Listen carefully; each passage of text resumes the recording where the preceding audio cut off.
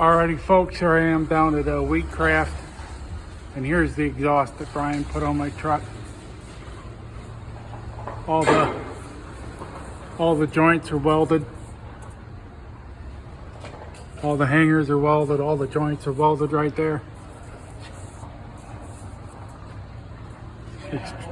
Extremely professional job that Brian did. All the way down here.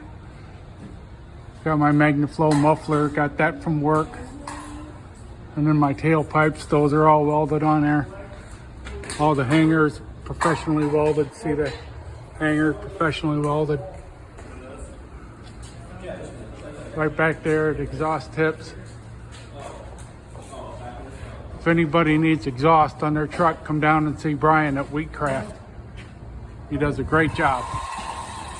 Alrighty folks, you have a great day. That's what the exhaust looks like right there.